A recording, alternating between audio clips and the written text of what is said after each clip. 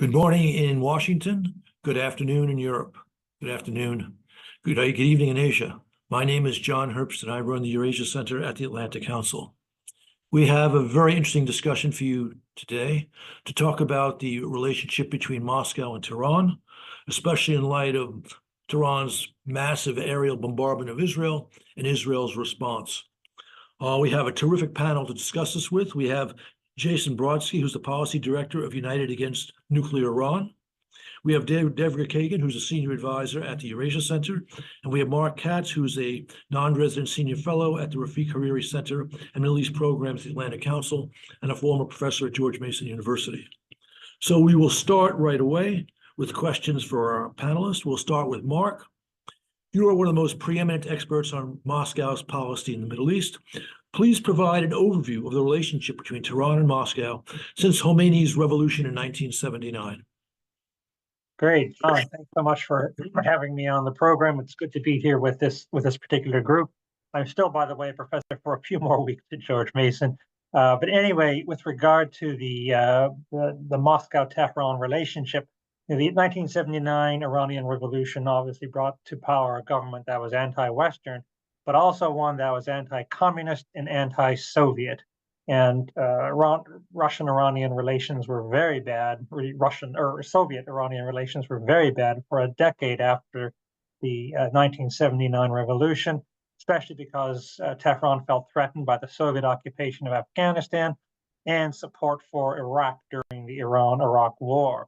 But then, at the very end of the 1980s, several events came together that allowed for some improvement in relations. The Iran-Iraq War came to an end. The Ayatollah Khomeini died. The Soviets withdrew from Afghanistan, and there was political change in the USSR. And so, in the 1990s, we saw an improvement in Russian-Iranian relationship. There were weapons sales. The Russians began work on the Bushehr nuclear reactor project, which the West Germans had halted at the time of the revolution. But at that time, Moscow often prioritized relations with the U.S. over Iran. And there was the supposedly secret, but well-known Gore-Chernomyrdin agreement, whereby there was a Russian-American agreement that Moscow would limit its nuclear know-how transfer to the Iranians. But then what we saw was that when Putin came to power, things changed again. He very quickly denounced the Gore-Chernomyrdin agreement. There were arms sales to Iran. There was more work on the Iranian nuclear reactor, even though it was very slow. Still, Russia often seemed to shift between working with the U.S., working with Iran, especially under Medvedev. But relations got much closer at the time of the Arab Spring, when the Assad government in Syria was under threat, and both Russia and Iran were working hand in hand to strengthen the Assad regime, and of course, especially in 2015 when Russian forces actually intervened. And then, of course, they've been working very closely together since the outbreak of Russia's war on Ukraine. And as we know, Iranians are now selling armed drones to the Russians and perhaps other weapons as well. And so even though they might not be formally allies, Russia and Iran are united by a common anti-U.S. agenda. There are differences between Russia and Iran. I'm sure we'll get into some of those later on. But they basically seem to have agreed to disagree on a number of issues because they both prioritize working together against America and the West. Thank you. Quick, but also comprehensive. Jason, you've been a prominent player in the public debate about Iran's nuclear program. The Biden administration sought to resurrect the nuclear deal with Iran put together by President Obama and shelved by President Trump. First, your thoughts on that issue and the role of Russia in the development of Iran's nuclear industry and in managing its nuclear ambitions. Thank you, Ambassador, and it's great to be with the Atlantic Council today. As you note, Russia and the P5+1 and Iran agreed to the nuclear deal in 2015. I think that the 2015 nuclear deal right now, many observers agree, is dead. The assumptions undergirding it, in my view, are outdated. Most importantly, I think the P5+1, which is Russia, China, the US, Germany, France, and the UK, is not really a viable construct in the current geopolitical climate. Relations between Russia, America, and Europe are toxic, more so than even in 2014 when there was the Ukraine crisis back then and the JCPOA negotiations were ongoing. And I think that Iran also has more leverage over Russia today than it did back when the JCPOA was being negotiated. And it thus reducing Russian cooperation with US and European non-proliferation efforts vis-a-vis Iran. Although Iran is still dependent on Russian largesse over a planned expansion of the Bushehr nuclear power plant and the construction of 2 additional atomic power reactors for Iran. Relations between America and China and also Europe are more complicated today than they were in 2013 to 15 when the JCPOA was being inked. That's most importantly due to the great power competition and the increasingly complex relations between Beijing and Washington. And I'd say also Iran is in a different place today than in 2015. Since that time, there has been a significant hardening in the national security policymaking apparatus, which can be traced to the supreme leader's desire to ensure really a smooth succession and to preserve his legacy and his interests. Iran is looking increasingly east, viewing Asia as a growing power and the West as a waning power. And Khamenei is focused on integrating this into his overall concept of a resistance axis or a resistance front against the West. But this shift really started even before the U.S. withdrew from the JCPOA in February 2018. Khamenei was talking about how the East was a priority in Iran's foreign policy. And so all of these factors, coupled with the provisions of the JCPOA not being based on an Iranian nuclear program, which is today very advanced compared to where it was in 2015, make it obsolete. And I would also say, just to add, Russia has played a historically very important role in Iran's nuclear industry. Under the original JCPOA, Russia had a role in providing fuel for the Tehran research reactor and also being the recipient of excess stockpiles of enriched uranium. But even when the JCPOA was being, they were negotiating for a revival of the JCPOA in 2021 to 2022, there were concerns over Russia's role in the JCPOA, and Western powers were considering whether to revive the JCPOA without Russia's participation and to swap it for the participation of China or Kazakhstan. So I think the landscape has fundamentally changed since that time. Thank you. Excellent. Deborah, you've had an extraordinary career addressing major security issues, from nuclear weapons and fissile materials in the former Soviet Union to wars in the greater Middle East. The Biden administration has spoken of the challenges posed by aggressive authoritarians, including China, Russia, Iran, and North Korea. Russia and China are a revisionist power with a global reach, Iran the same, but with a regional reach. What strategic challenge do they collectively pose to us? Well, first, I can shorthand this by saying I agree with everything Mark and Jason just said. But I would go even further, and I would say, as the unfortunate soul who was asked under the Gore administration to negotiate with Vladimir Putin when he was head of the FSB on stopping Russian technology going to Iran, I was an abject failure. So I'll just say that right out, because even before Putin took control of the country, they just were not interested in cooperating on this. And they were using Bushehr to cover a lot of them sending, hundreds of scientists on weapons, on nuclear reactor technology, which was not really nuclear reactor technology, but was really centrifuge technology to Iran in those days. And we didn't stop them. And going to what Jason said now, I will just say that the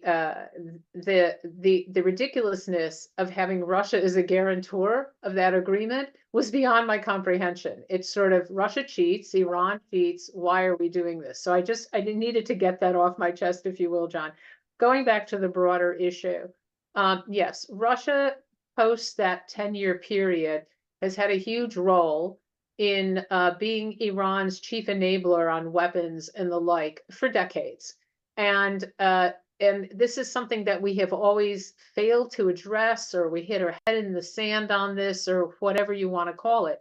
But even before this, even while Hamas was just a glimmer in the eye and Hezbollah was out there, Russia was sending weapons to those two terrorist organizations nonstop. And when we talked to the Russians about that, I remember this line from a Russian five-star who said, because they had a lot of five-star generals, that said, well, one person's terrorist is another person's freedom fighter. And I think I said something nasty about Chechnya, and that ended the conversation. But the point is that this has not stopped. Indeed, had Russia not helped Syria and Iran aerosolize the chemical weapons that were used in Syria against the Syrian people, it never would have happened. So for a very long time, we have just been strategically either unaware or willfully unaware of what's been going on in that part of the world, and how much influence Russia has had, and how when we start to withdraw, Russia backfills. They do not like a vacuum. Thank you. Okay, terrific. Mark, within 6 months of its large invasion of Ukraine, Russia had come to rely on Iranian drones to maintain massive air bombardment of Ukrainian cities and civilian infrastructure. Has this in any significant way changed the dynamics between Moscow and Tehran? Does Tehran now have more leverage in the relationship? And if so, what is the practical impact? Well, many commentators believe that Russia's increased reliance on Iran does give Tehran more leverage over Moscow. But in my view, I don't think this has really happened. Moscow is still doing many things that Tehran doesn't like.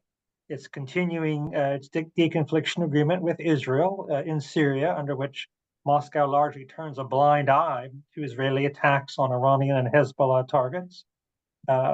Russians have expressed support for the United Arab Emirates' position on the island dispute in the Persian Gulf between the UAE and Iran. It has continued close cooperation with Iran's Gulf Arab rivals, especially Saudi Arabia and the UAE. And Russia has also recently supported Azerbaijan, which has close ties to Israel, recently in the Azeri-Armenian dispute. There's been a delay in delivery of the Russian Su-35 fighters to Iran. And I think that Tehran itself must wonder why it doesn't have more leverage with Moscow. And I think part of the answer is that Moscow treats its adversaries with contempt. It also treats its partners with contempt too. In other words, they are equal opportunity in terms of contempt. So you're suggesting that the Russians are not really interested in sending the Su-35s, or do you think this is something that's going to be worked out? I think it'll be worked out. Supposedly it has to do. Reports say it's payment issues, but look, Iranians are selling arms to Iran. Russia's the country that's has the past master of barter trade. In other words, if they really wanted, they could simply barter Su-35s for drones. But there seems to be, they are, for some reason, reluctant to actually do this. And I suspect that it's because they don't want to upset the Saudis and the Emiratis in particular. But that's the trouble. I think, Moscow tries to balance everyone off against each other and thinks that it can do so successfully. And maybe it can for a time. It's done so for quite a long time. But I have a feeling that, if and when these Su-35s do reach Iran, that there will be a degree of tension with Saudi Arabia and the Emiratis. And in the past, the Russian response would be, well, you can buy things from us too, But right now, I think the Russians are not exactly in a position to provide an awful lot to others because they need these weapons themselves for use in Ukraine. Just one last point here. So the Russian reluctance on the Su-35s, in your judgment, has far more to do with the Gulf Arabs than with Israel. Is that right? Yeah, I think that the Russians have made pretty clear since October 7th that Israel is not their friendship with Israel is not their top priority. I think there's been a lot of disillusionment in Israel about what they thought was a good relationship between Netanyahu and Putin. So I don't think that the Russians are holding back on Israel's account. Thank you. Jason, we all know Iran was the principal enabler for the savage Hamas attack on Israel last October. After the event and Israel's strong response, a senior Hamas delegation was in Moscow, and the Kremlin backed a Hamas-friendly call for a ceasefire, and it does that to this day. Is Moscow's cooperation with Iran and Hamas in this ongoing crisis a surprise, and how has it affected its ties with Israel? Well, it's a good question. I'm really not surprised by Russia's cooperation with Hamas. Russia does not designate Hamas as a terrorist organization. Putin was one of the first world leaders to congratulate Hamas after its victory over Fatah in the Palestinian elections in 2006. He has long hailed and praised Hamas leadership. He called Khalid Mashal. He praised his courage and manliness. Putin is also, I think, views the Hamas relationship as a way to bolster his relations and his standing in the global South. And so this is where amplifying Hamas figures into his calculations. I would also note that there are some reports that really haven't been confirmed from Ukrainian intelligence officers that have alleged that Russia may have provided Hamas with arms seized in Ukraine. But this again, hasn't been concrete proof that has occurred. But I would also say that as Iran's leverage over Moscow, in my view, has increased. It's not total leverage, of course, over the war in Ukraine. There have also been signs of Russia ingratiating itself further within Iran's axis of resistance. Iran and Hamas were in Russia at the same time in delegations even before October 7th. The Pentagon has noted increased operational level planning between Russia and the IRGC and Assad's government in Syria to push the United States out of the country. Even well before October 7th, there were high-ranking Russian, Iranian, and Syrian military and intelligence officials meeting in Syria to agree on the establishment of a joint coordination center directing the campaign. So there have been these trend lines of Russia really increasing its ingratiation with Iran's axis of resistance, of course, which Hamas plays a big role in. In terms of Israel's ties with Russia, they've been weakened by a number of factors. Obviously, Russia's courting of Hamas and platforming of Hamas after October 7th, Iran's increased leverage over Russia and its provision of technology to Iran to improve its arsenal have been of immense concern in Israel. Although Russia, as Mark noted, still hasn't transferred the Sukhoi Su-35 fighter jets. Rarely a month goes by without Iranian media claiming that the transfer of the Su-35s are imminent, but they're not. And there was just one report this weekend on Saturday that suggested the fighter jets were going to be transferred this week, but then the report was mysteriously removed from Iranian state media. So we can read into that what you'd like. But anyway, I think that Israel has expressed concern over this, as have the Arab partners. But in the end, I think Israel needs its freedom of action in Syria, and therefore it's dependent on Russia or having a working relationship with Russia in that regard. And let's also not forget that any Israeli prime minister will view and factor in the situation of the Jewish community in Russia in his decision-making regarding the bilateral relationship. So that's how I'd answer your question. We saw the Russians playing a little bit of hardball with that. I guess it was in the fall regarding the agency for immigration to Israel. Where do things stand on that now? I think that it's still tense. I think that the relationship there is still tense. It's still uncertain. I think Israelis are viewing it warily, and especially given Putin's position over the situation with Hamas. So I think that things are still in a tense situation. Okay, thank you very much. Deborah, your views too on the current state of Israeli-Russian relations, and how do you look at the confrontation between Israel and Iran, specifically the Israeli strike in response to Iran's big aerial assault? So a couple of things. First, on the Su-35s, sometimes we look for these big picture answers of why something's not happening, big geostrategic answers. Sometimes it's as simple as Russia also has supply line issues with its own production levels. It's having a hard time securing certain machine tools and the like.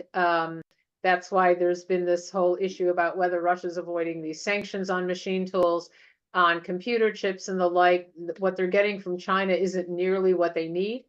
And so I don't know that I'd say that there's a reluctance in getting them there, but I think the first priority for Russia is making enough equipment that it can use itself. Iran's a much lower order of a priority for them. So I don't really want to read too much into this other than to say that it could be that the production levels are not what what Russia needs them to be to get them to Iran. No one's told me this, no Russian has told me this, but I would venture, based on some other production issues they've had, that this may be one of the causes of that. On the whole Russia-Iranian relationship, Russia has been the de facto JTACer, the Joint Tactical Air Commander for the Levant for a long time. So what they have set up in Syria means that they had to know about October 7 before it happened. I'm not saying that they facilitated it, but they had to know about it because they're the ones with the eyes in the sky. They're the ones who are feeding that information to the Iranians, the Syrians, to the IRGC, to Hezbollah, etc. So they had to know about it, and without that cell of Russians there, Iran, Syria, they would not be nearly as successful as they have been. So that's another critical point, and it's an overlooked point way too often. And then on this military relationship, my suspicion is that the breakpoint for Israel is not a bunch of Su-35s. Because the Iranians, not to be insulting, but they're not as bad as the Iraqis when it comes to their Air Force, but they tend to auger in a lot of aircraft, despite their supposed good training. But having said that, the big kicker for Israel, I think, is going to be missile technology. As we've learned in Ukraine in spades, going up against a near peer enemy is far different than going up against Iran or Syria or anyone else. They're not as sophisticated. Iran has devastating missile technology, but it isn't quite at the level of posing this enormous threat to Israel yet. And if this tail, the Iranian tail, started wagging the Russian dog, and part of that repayment for that was for Russia to transfer much more cutting edge missile technology to Iran, that would be, I think, a game changer for Israel. I think that has been the reason why Netanyahu was holding out hope that his buddy Putin won't do that. I still think that's something that's out there that does keep Israelis up at night to worry about, which is this potential transfer of really highly technical missile technology, which could evade a lot of countermeasures. And I think that's a critical point. And John, I think I may have lost the thread here. So if there's anything else, please ask. Thank you. There's a lot to chew on, but there were reports, you know the subject far better than I do, about Russia considering or Iran asking for help setting up production facilities of certain weapon systems within Iran. Yeah, so this is an interesting dynamic. For many decades, we warned the Russians when they were transferring things initially to the Chinese and the Iranians that these were smart people and they could reverse engineer everything that you're sending them, and they'll just make it for themselves and not need you. They'll just steal your technology and run with it. And I think this is exactly what Russia is doing to Iran right now when it's set up its own factories to do the Shahed. They're basically taking the Iranian baseline, stealing that technology, revamping it to make it a little more effective to be against Western countermeasures, and doing that. So it's one of these little ironies, because in the old days, these countries used to do it to Russia all the time, just steal the technology and run with it. I do think there's been discussion about this with Iran, about setting up facilities there. I haven't seen a lot of movement on that because, again, this is a capacity issue. You know, Russia is good, but they're not the golem. They're not the monolith. And so there is this assumption that they can do all things to all people at the same time. And they can do a lot. You know, what they're doing in Africa, what they're doing in Libya with Haftar, that sort of thing. But when it comes to sort of baseline hardwiring production facilities and the like, I'm not sure that they have all the capacity and the spare parts and what is needed to set that up. And I'm not certain that that's a priority for Russia right now as well. Mark, you've already given some sense about the Israeli-Russian relationship. Is there anything you'd like to add how Moscow has balanced its relationship with Israel and Iran? Now's the time. Right. Well, as I indicated, Russia's relations with Israel have clearly deteriorated since October 7th, and Tehran can only be pleased about that.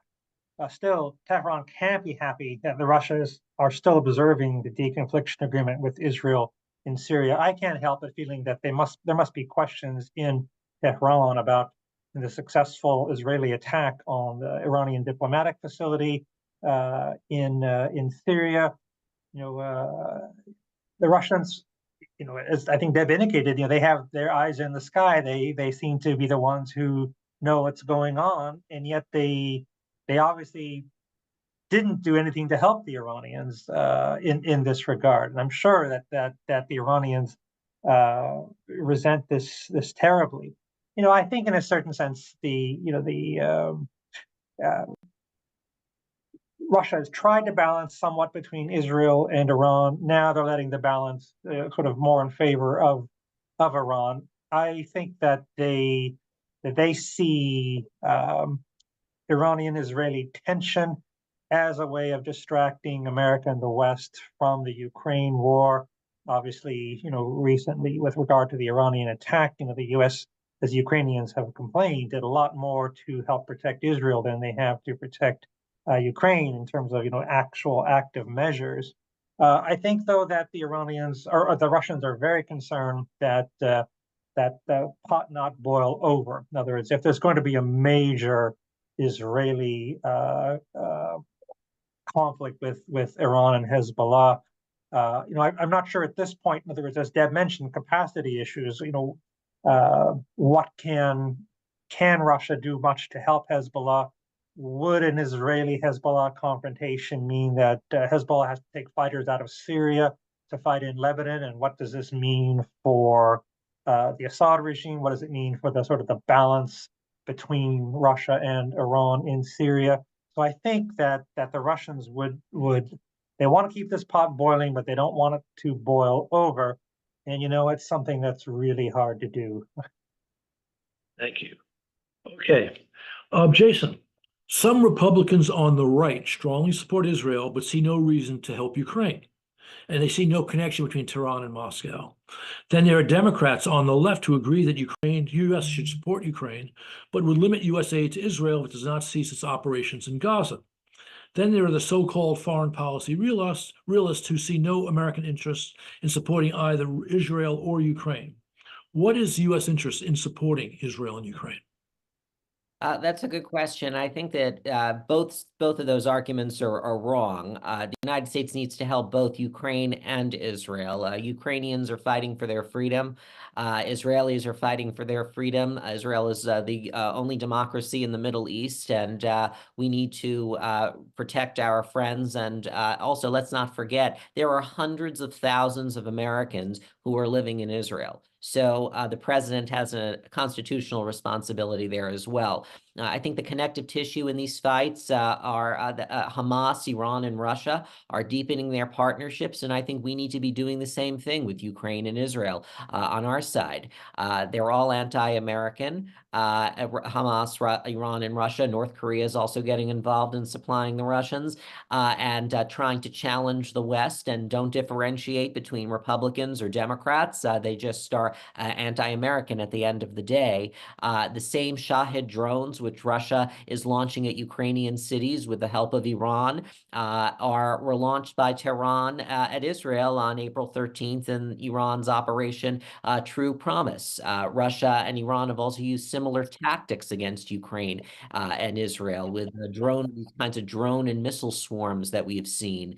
I think that all of these figures into really we need to work with both Ukraine and Israel to protect them. And I think the United States has an obligation to do that. Also, let's not forget, if we want to prevent war, we need to be bolstering Ukraine right now, because if Putin is successful in Ukraine, that would open up some NATO territory for him as well. And that could draw in U.S. forces very quickly. If you want to prevent war, I think we need to be supporting Ukraine. Excellent answers. We need to pipe that into the Freedom Caucus and to the squad. Okay, Deborah, Professor Phillips O'Brien and Atlantic Council President Fred Kemp have spoken of Biden administration tentativeness in responding to the challenges of Moscow's war on Ukraine and Iranian provocation against Israel and, for that matter, the United States, and international shipping. Your views on this? Well, I'm really glad you raised international shipping, because I think for Russia, this issue is broader than just not upsetting the UAE and Saudis and others on this. But remember, the Dead Sea, and I'm sorry, not the Dead Sea, the Red Sea and the Gulf of Aden and the like are not just the province of Western shippers. A lot of countries use that, and Russian tankers go through there as well. So I think people have to remember that there are economic consequences for Russia as well when these ships are attacked and they cannot traverse. So that's one sticking point for them. And I think, and I don't know that we're being clever enough in this administration to understand the larger geostrategic picture here, which I think is critical for understanding what's going on here. Look, I think there is timidity here. There is a broadening understanding that there is a new, I wouldn't say new access, but a growing access that is getting stronger every day that has to be addressed. You cannot separate Indochina from the European theater or from the Middle East anymore. It is global. And I think there has to be a recognition on the part of the administration that you can't just say, we're going to do this for China, the South China Sea, we're going to do this in the Red Sea, and we're going to do this in Ukraine. It is really all of one geostrategic position on the part of these countries. And I'd like to say that the enemy also gets a vote. So even if you've decided they're not their enemy, they've decided you are. And you're going to have to respond to that. And so I think that's been part of the issue. And then I want to go back to one other issue that was raised by Mark and Jason, which is, Russia has a long memory. We might not, but I think it remembers the Bekaa Valley. And I also think that what Russia doesn't want to do is set itself up for allowing the Israelis to come in and just wipe out, hitting the consulate, which was, the Russians know, was nothing more than a front for the IRGC, hardly a diplomatic consulate. But they remember the Bekaa Valley. They remember the foolishness of Assad. And they remember that Russians pulled their forces out because they knew what the Israelis were going to do. I don't think that Russia wants this to go in a direction where it goes so far that there is another, I'm not going to say Bekaa Valley, but another thing that shows the fecklessness of Russia's support for these countries, that it has a limit to how far it can go. And I think Russia would like to keep that from going in that direction, just because this whole concept of the global South, which I think I have my own views on, I won't get into that, but that would really irreparably harm the Russian reputation more than it has in Nagorno-Karabakh and places like that, where a lot of people aren't watching. So I would say that, look, there's the goal for Russia, I think, is to get US SOF and Western SOF forces out of Syria and out of Iraq, out of the Levant more generally. And I think they've moved that goal forward by trying to kick the French out of a number of countries in sub-Saharan Africa. But I think they understand that if you push too hard on some countries, the comeuppance is going to be such that they're not going to keep their reputation intact, what's left of it. And I think that the administration has a hard time understanding that. So I think the timidity is born out of, even Russia has an Achilles heel. They just don't think it does. Running a little short on time, but I'd like to get audience Q&A, but I have a final round of questions for the three of you. If you could try and keep your answers to 2 minutes or less. Final thoughts on anything above mark, and also, are there points of friction between Moscow and Tehran that we might be able to exploit? Well, there are differences between Moscow and Tehran. I spoke about some of these. Now, I was long someone who argued that the US could and should somehow exploit these differences. But I no longer think that the US can do so, not under current circumstances. Russian-Iranian ties are simply too united in their opposition to the US for Washington to be able to lure one away from the other at an acceptable price. The US and others will have to wait for the development of more serious differences between Moscow and Tehran before this happens. And I just want to point out, the Sino-Soviet rift had to go on for 15 years before Nixon and Kissinger could exploit it. In other words, just because they hate each other doesn't mean that they're going to turn toward us. And right now, Russia and Iran are not at the point of hating each other. So I don't see this as a possibility. What I do think we need to work on in particular is to counteract Russian and Iranian ability to separate us from our traditional allies in the Middle East. That, I think, is that they're pretty good at wedge strategy. And I think that we need to really have a serious discussion with our Middle East partners to reiterate Deb's point. In other words, that these aren't separate conflicts, between our Middle Eastern allies and Iran on the one hand, and between our European allies and Ukraine on the other, that it's all of a piece. Russia and Iran are working together. And I think that, part of the problem we face is that, even if we do understand that this is the truth, but that our various allies in different parts of the world, they prioritize one specific adversary.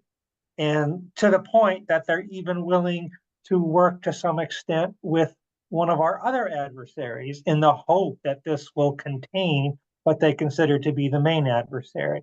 And I think, in fact, as I wrote in my 2019 Atlantic Council report, when the friend of my friends is not a friend, back in 2019, I think this is something that U.S. diplomacy really has to work on to indicate to our allies that this is one big conflict. It's not a series of separate conflicts that they can simply opt out of certain aspects of.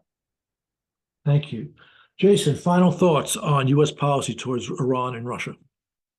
Yes, I think that the U.S. position on Iran and Russia would be strengthened if the E3 invoked the snapback sanctions clause under UN Security Council Resolution 2231, which endorsed and enshrined the nuclear deal, given that it's obsolete right now. It would return the international arms embargo and missile restrictions on Iran, which have expired because the E3 and the U.S. wanted to preserve the shell of the JCPOA.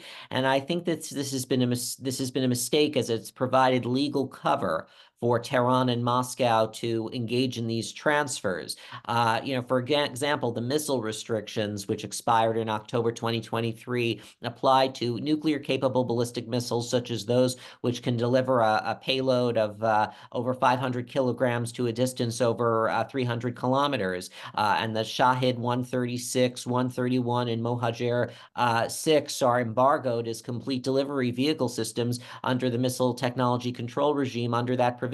But that's no longer on the books because the U.S. and the E3 have allowed that to expire. So I think invoking the snapback sanctions mechanism would return this international arms restrictions architecture on Iran, which has been rapidly expiring. I would also say that, the U.S. and the Europeans have been depending on these missile restrictions to hold Iran and Russia accountable, but now they're no longer on the books. So that would be the first thing. The second thing would be is fully enforcing Iran sanctions would also potentially improve our Russia policy, particularly in fully sanctioning Iran's ghost fleet of tankers, because increasingly those same ghost fleet of tankers that Iran is using, Russia has been using those same tankers, because Iran has been teaching Russia a lot of the rules of the road as to how to evade sanctions. And so that would be another recommendation. And last and certainly not least, we have to bolster our eroded deterrence in the Middle East. Putin is watching what we're doing in Yemen. We've only been focusing on the missile and drone launches from the Houthis, but we haven't been targeting the source of the problem, which is the IRGC. And I think that we need to really focus on that, on the IRGC and Iran to bolster our deterrence in the region. Jason, thank you very much. Deborah, finally, the Um, House passed the aid bills for Ukraine, Israel, and Taiwan. What else should the U.S. do to strengthen its position in Europe and the Middle East? I think the first thing is the US has to get rid of its desirous love affair with Iran. I mean, I don't know how else to put this, but how many times do you have to beg a country to love you and figure out that it's never going to happen? It's like, I think, John, you've heard me say this before. If you're dating someone and they haven't paid for dinner by the third date, it's time to walk away. And Iran's never going to buy you dinner. So just let's walk away and understand this. And I think that fundamentally has to happen. We finally have to just throw in the towel and say, there's no way a Houthi could have rappelled down from a helicopter onto a boat. They just don't have the capacity, but Iran does. So let's stop calling this proxies. I don't like that word. I just call it Iran. And end of discussion. So I think that's really important. And I think that has an effect on how you then look at Russia in Ukraine and elsewhere. When you understand that who they've gone to bed with is never going to end up well for you, and they're not going to break off that relationship to please you. You just don't have that cachet because you've backed off too many times, as both Jason and Mark said, on sanctions and everything else. This is not, it's almost like you're giving a gift to someone who's going to repackage the gift that someone gave them that is broken and give it to you. It's time to just say, you know what, I need to find a better relationship. Thank you. Well, we have a variety of questions from Jack Trupansky. I'll put two of them together, part of which we've already addressed. What is the role? What are the roles of of China and India in the relationship between Iran and Russia? Mark, you want to take a shot at that? Well, I think that China obviously wants to be able to work with everyone to benefit. I think what's very clear for the Chinese is that they don't want Russia to lose in Ukraine. They fear that for their worst cases, a pro-Western regime would arise in Russia, which would work with NATO against China. I don't think there's much danger of that happening. I think that they get oil from Iran, they get oil though from Saudi Arabia, the other Arab Gulf states, and they've got a lot of trade in high technology goods with Israel in particular. So I think that they're trying to cover their bases with everyone. India also, I think that I think what's very interesting, what we've seen with India since October 7th, is that it's sort of one country in the global south that has been more supportive of Israel than many of the other global South countries have been. And that to me is a interesting geopolitical development to keep our eyes on, that Indian-Israeli cooperation is probably something that we're going to see grow. I don't know if it's dependent on Modi or whatever, but it's here for now and it's going to stay. And I think that essentially, the geopolitical conflict of the middle 21st century is going to be China versus India, and that this whole region is going to be an arena in which this competition plays out. How it will do so, I cannot foretell. Thank you.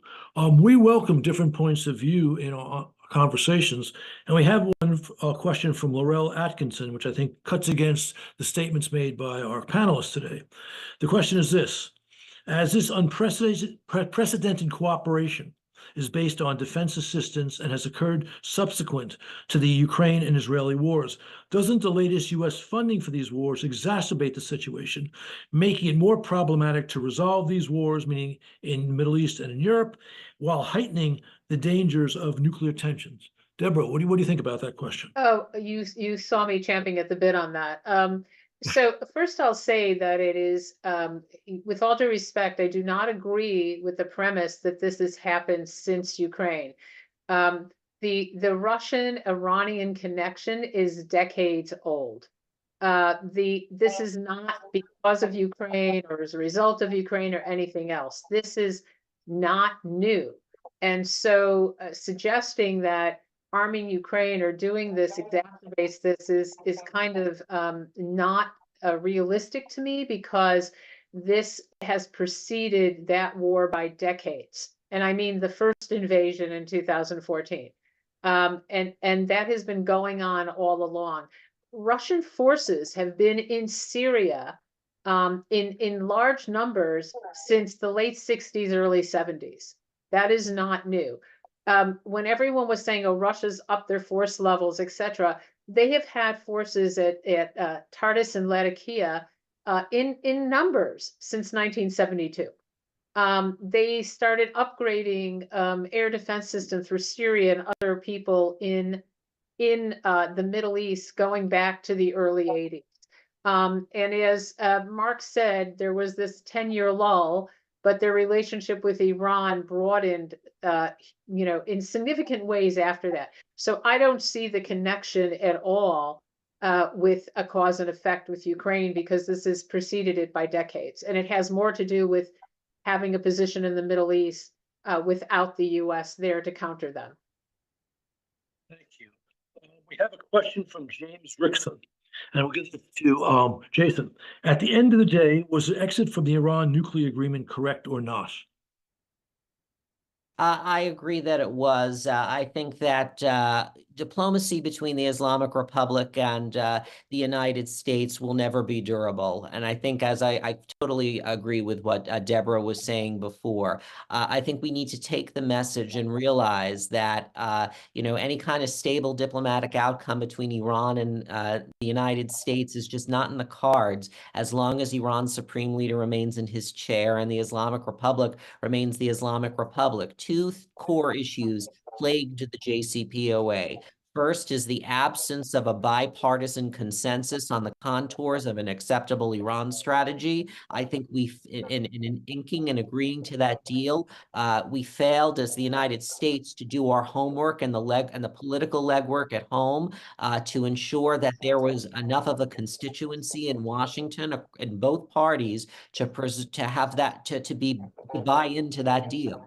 So that's number one. And number two, I think that Iran's non-nuclear behavior will always plague and impede on whatever kind of nuclear diplomacy the Islamic Republic and the United States engage in. And I think that we have to look at just the history of what's happened since the JCPOA fell apart. The United States and Iran have been involved in these inking these de-escalatory informal understandings, but even those have proven very fragile, especially after October 7th. A lot of those terms went out the window, especially with the IRGC starting to attack U.S. forces, which were part of those informal de-escalatory understandings that were inked between the Biden administration and the Islamic Republic in the lead up to October 7th. So that's how to answer your question. Thank you. We have a factual question from Beth Stanner. I think it's for you, Mark. There has been talk about a state treaty between Iran and Russia. Where does this stand? Well, they have a strategic partnership. They've had a couple of these agreements, and I think the term strategic partnership, it seems to cover everything except for actually a commitment to defend one another if attacked. So that's where they are. They are working together, but their actual commitment to each other is not. In other words, it's not guaranteed. They'll help each other if each of them wants to at the time, and obviously we've seen this happening. But I think there's no the Iranians have no guarantee that Russia is going to come to their assistance if there's a serious conflict.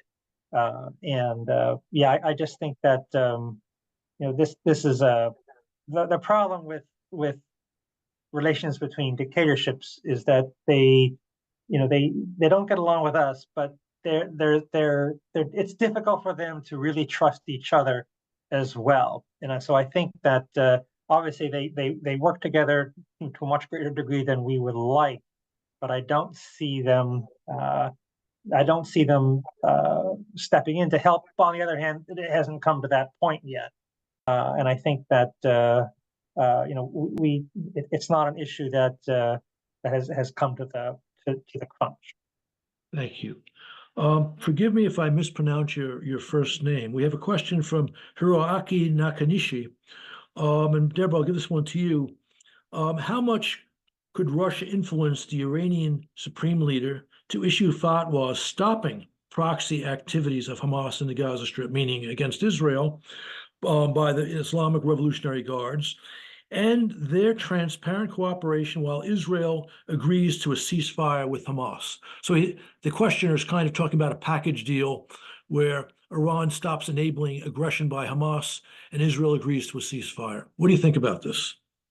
I think it's one of these brilliant strategies that won't happen because the reality is that Russia only has so much control over Iran. And what I mean by that is Iran's, I always like to say when you build coalitions of the willings, don't ask countries to do something that is against their enlightened self-interest. And that is not within Iran's self-interest to do that, to behave that way. And Russia knows that. So it's unlikely to me that Putin is going to push hard for something where he knows the answer is going to be no. He won't want to face that kind of embarrassment on the world stage because something like this will inevitably leak out. And I think the answer is going to be no. I think more like I want to, you asked the question before and I didn't answer it. So I'm just going to take the opportunity very briefly. Look, Israel's strikes in Iran were very tactically proficient. It was not an accident that they hit Isfahan. Russia watched that very carefully. It was conveying a signal that we can hit this nuclear site if we want to. I mean, Isfahan has been the place, the university where a lot of the, as my colleagues know, a lot of the Iranian nuclear scientists went to school and had exchanges with Russian universities as well. So I think that was very tactical, and I think it was designed not to necessarily cause a huge amount of damage, but to make a point of where we can go. And oh, by the way, Russia isn't going to stop us from going there. And I think Russia knows that as well. And so I think that's not going to bear fruition. One more question. Usually I will give the same person a second question because the question raises an interesting issue we haven't gotten into. As we look at this war in Ukraine, at this war in Gaza and Israel, is there any role for Japan And Jason, I'll give this to you since I haven't had to ask you a second question from the audience. But others can chime in after you answer. That's an interesting question. Yeah, I mean, Japan's on part of the G7. It has recently agreed to undertake measures to penalize Iran in response for its Operation True Promise. So Japan has a unique role, I think, to play. So it has imposed sanctions on Iran. Hopefully it will impose sanctions on Iran. But at the same time, it has historic relations with Tehran that do give it an opening. But I'm not really bullish, and this is putting it charitably on Japan being singularly able to shift the Iranian position on many of these issues. Let's not forget that Shinzo Abe visited Tehran in 2019 to deliver messages on behalf of the Trump administration to Iran's supreme leader. And while Shinzo Abe was in Tehran, a Japanese oil tanker blew up in the Persian Gulf. That should speak for itself in terms of Japan's unique ability to influence the Iranian calculus. I think Japan will be a messenger in a lot of these instances, but I don't think that Japan has the unique ability, singular ability, to shift the Iranian calculus. Thank you. Maybe you want to address the Japanese role regarding the war in Ukraine? Oh, yes, is this for me? No, give Deborah this part of it. Yeah, I actually think Japan is turning a serious corner here. After doing what Japan did, mostly because of the restrictions we put on Japan post-World War II, there is a move afoot on Japanese industry and the like to be very helpful for Ukraine, and also to get into the weapons game again, which was very un-Japanese for a long time. So I would watch this space very carefully, because I think that there is a move afoot in Japan to, and this could be by helping Ukraine, they're helping themselves vis-a-vis China, which should not be at all underestimated.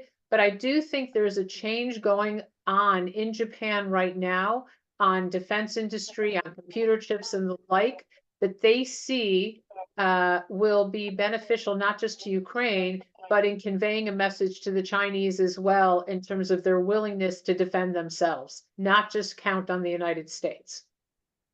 I will step out of my role as moderator to make the final comment.